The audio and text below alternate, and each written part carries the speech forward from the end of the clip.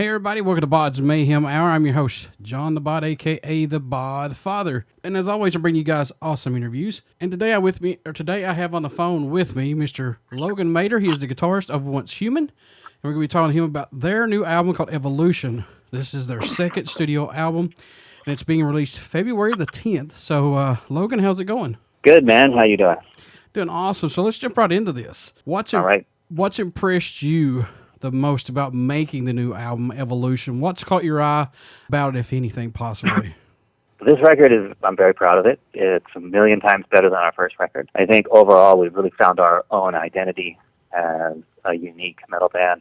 Some of the differences involved in this record compared to the last one is that we added another guitar player to our band. We have 3 guitar players now, and his name is Max Karen, and he's amazing. He's a really great writer and a great player and a really awesome person. So we brought him in. Lauren and I were primarily just the writers before, and we brought Max in to write with us. So now we have 3 creative minds working on the content, and the results are quite apparent when you listen to it. It's a lot heavier. It's a lot more progressive. It's a little bit of kind of everything that combines really well in a way that just like gives us our own sound.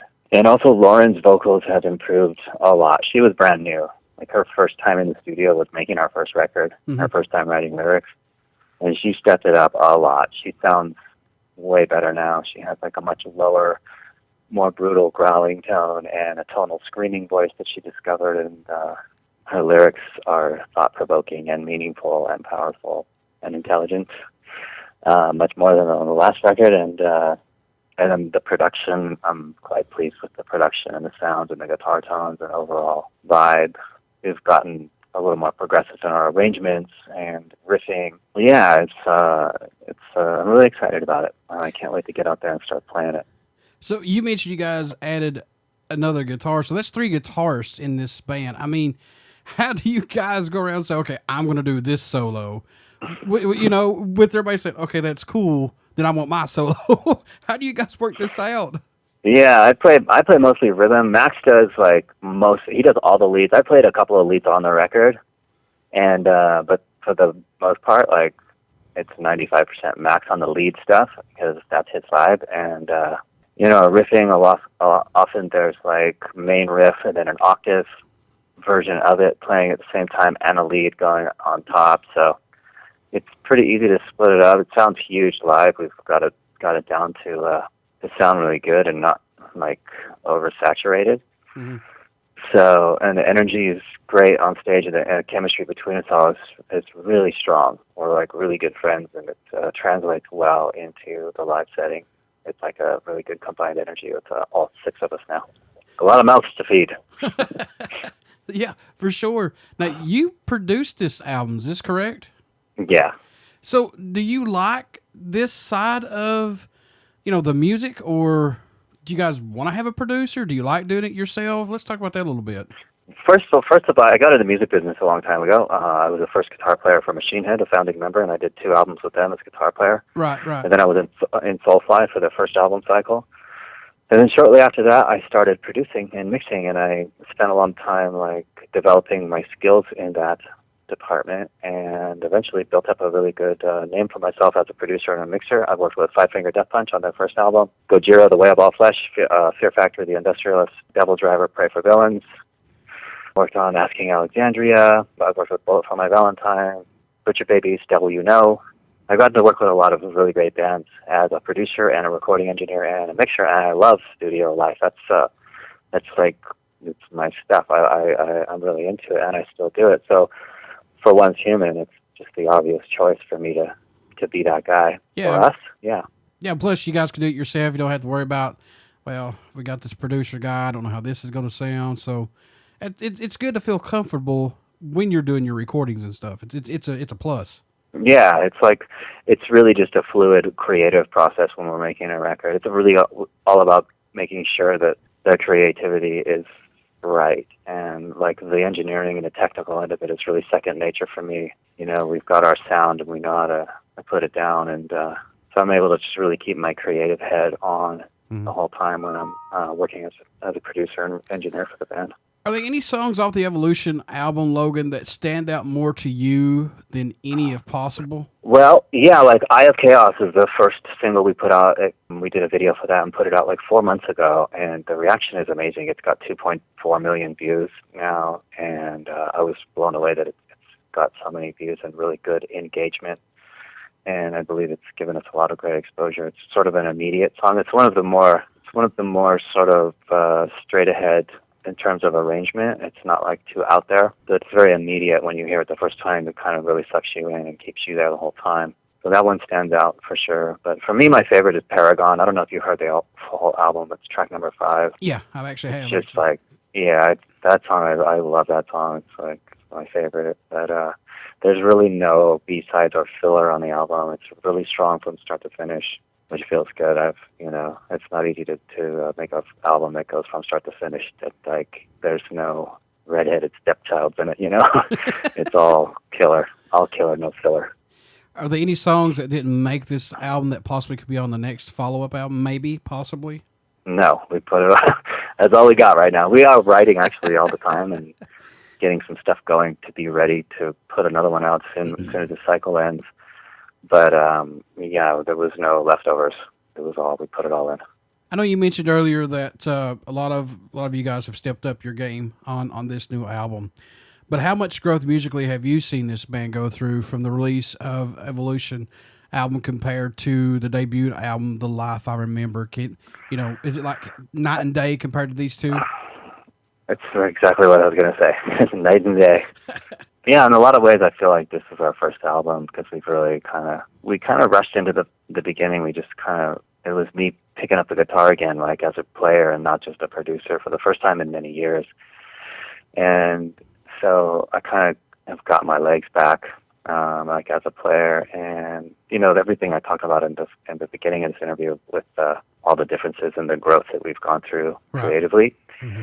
And as players, we've raised our standards a lot, and we have a lot to prove, and we really want to let the metal community know this is a real band that's going to be around for a while, and not just like a studio project that I wanted to do like spontaneously or whatever, and then I'm going to walk away from it. I'm here for the long haul, and we all are. So that's about the gist of it. What helps you keep your mind fresh and open to solos and guitar riffs that you've not done yet? How much are you pushing yourself to come up with new stuff, Logan? I push to the limits, basically. In the writing process, we go through a lot of throwaway, and like riffs that kind of don't make it, but I think they're an important part of the process because they're like steps you got to take in order to get to where you need to be. And it can be a bit frustrating, obviously. It's like it doesn't come easy. Nothing good comes easy. And once you set that level of standard, like with the first song, you can't go below that. You got to either stay with that level of awesomeness or beat it. And so that's where it takes a bit of effort. What do you hope the fans take away from the new album? Once they start to listen to it and digest it, Logan, what do you hope that they get from it, man? I hope they get what any metal fan gets from an album that they love, Like it makes you feel something. There's tons of feels going on in the music and the vocal performances and in the lyrics, and it's powerful, and I wanted to move people, and I wanted to make people feel something, whatever it is. What can fans expect at a show from the Mighty Once Human? Once they come out to take a look at you guys and gals, what can they expect, man? A lot of energy, a lot of good music, and full-blown, unfiltered, raw energy, and it's through the expression that we love, and you can tell that we love what we're doing. You can feel it when we're up there, and that's a special kind of a magic. Now, since you're a producer, plus, of course, musician as well, do you prefer the digital era of recording the way it is today to get your music out there versus then, say, being in your studio and using like the 2-inch tape, stuff like that? I know you guys are in the studio anyway, but what's your take on this? I embrace it and I utilize it for all it's worth. Mm-hmm. I'm not a millennial exactly, so my first albums with Machine Head was 2-inch tape. You got to play every note. There's no editing. There's no talent plug-in. There's no fixing. You got to, do it old school, like a band in a room, and you know, I'm happy that I experienced that, but I don't miss it. I appreciate like some of the benefits of digital and the ability that it increases your ability to be productive and creative at the same time, and increases your efficiency. But nowadays you really have to be. There's like so much competition, and everything moves so fast, and so it's just part of the natural evolution of humanity in creativity, I guess. So I embrace it, but I'm glad that I learned it. I started off in the industry in a very analog world, because it's valuable information that you still need to apply, and you need to know. I think you need to know how to, like, as a producer, you need to know how to mic a kit. You don't necessarily need to know how to run a tape machine, and I do, because no one uses it anymore. But the fundamentals of analog engineering and recording and capturing sounds and making tones and using outboard gear, those are all important attributes of engineering that some people don't know these days, because they don't have to. They can just live in a digital world and be completely in the box. But I think it's a good benefit to have that knowledge of traditional analog fundamentals. So, in your own opinion, what does Once Human bring to the table for music that's not out there right now? it's hard to really put your finger on it, I guess, but you know, they seem to classify us as a melodic death metal band, and I get that. We have a lot of that in us, but we've managed to incorporate a little bit of flavors of prog and a little bit of flavors of gent and a little bit of groove metal, which is like what I come from as a guy from Machine Head. And somehow it's the right combination of those ingredients that gives us something, you know, gives us our own fingerprint, and you can hear it, you can identify it, and that's not easy to do, because there's so much out there, and so much of it has all been done, and a lot of people do it really well, and like, you know, so I am confident that we got our thing. I made my own genre of metal, and you guys are in it, called kick-ass metal. Yeah, kick-ass metal. Not this watered-down bullshit. This is good stuff. Yeah, cool. What made you want to become a musician? What was that spark for you that said, that's exactly what I want to do? Really early on, like hearing Black Sabbath and AC/DC for the first time way back when I was like 10 years old, like that spoke to me. It's like it just triggered something in my soul. And then I was about 14 and I discovered Metallica, early Metallica, and I grew up in the Bay Area during the time when the whole Bay Area thrash metal scene was new and alive and thriving. So you had bands like Testament, or Death Angel, Exodus, and of course Metallica came from that. And then from Southern California, there was Slayer. So that's when I heard that kind of music, I was like, this is what I want to do for my life, and I want to play guitar. And I decided I want to play guitar, and I taught myself how to do it. Any show or moment that stands out to you more than any that you can recall being part of Once Human or any other band possibly? I mean, I know you've been in with several other bands, but, you know, are there any moment that says, wow, I can't believe I'm fucking doing this right now? Yeah, I can tell you, like, Dynamo Open Air Festival in Holland, 1995. Mm-hmm. There was an annual festival in Holland. I think it ran for about 12 or 14 years. It was maybe the 10th year of that festival, and it was the largest attended ever. There was 110,000 people there, and Machine Head played second from the top billing in front of 110,000 people, and our album was blowing up, and the whole crowd knew our music, and that was like unbelievable amount of adrenaline and crazy energy for me. Like I mean, I still would say that would be the biggest standout, and then that was the biggest one, the biggest show I ever played, and the most exciting. And yeah, I mean, like the pit had like 40,000 people in it, and they were all like jumping in unison, like singing our lyrics louder than the PA. It was like the whole Good dream. God. Yeah. Yeah.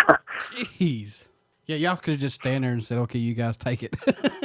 Yeah. Yeah. I know you guys still get this, even today, I'm sure. But what's it mean to you when you guys receive an email from a fan, or prior to your shows or after your shows, they come up and they tell you guys, hey, your music has pulled them through a bad experience, tough time, or it's gave them the inspiration to overcome obstacles, or it's just let them relax when listening to your music and get away from the everyday bullshit that we go through. What's that mean to you guys? It means the world to me, man. Especially when I connect like face to face with a kid after a show, and they, you know, that's what it's all about. You know, it's like it makes me feel amazing when I hear things like that. It's what it's all about. And you know, even with messages, I try to answer as many messages that we get online, and give every individual as much attention as possible, because they are the reason that we can do this, and they are the reason that we do it. So it means a lot. I just have to say, as a fan of your guys' music, thank you guys for what you're all doing. Lauren's vocals on this is tremendously awesome. I mean, she knocks it out of the ballpark on this. It's just really, really great from top to finish. So thanks, guys. Logan, how can people stay in touch with you guys, buy some merchandise, tour dates, stuff like that? How can they do that? Facebook.com/OnceHuman, Instagram @OnceHuman. We have album pre-orders with some really cool merch bundle deals going on right now at killermerch.com in the Once Human pop-up store. You can get that. The album comes out February 17th. Got pushed back a week, but Okay. It'll be out 17th, and we look forward to connecting with all our fans worldwide on tour. Hey, before I let you go, good sir, will you care to do a promo for my show? Yeah. Hey, this is Logan Mader from Once Human, and you're listening to BODS Mayhem Hour. Everybody stick around. We got some great music coming up, and you only hear these interviews right here on BODS Mayhem Hour and Uber City Radio. February 17th is the release date of Evolution. Please go out and check this band out. Buy the merchandise. Pick it up. Thanks, Logan. I appreciate it, man. Thanks, Bud. Talk to you soon, man. Later. Bye.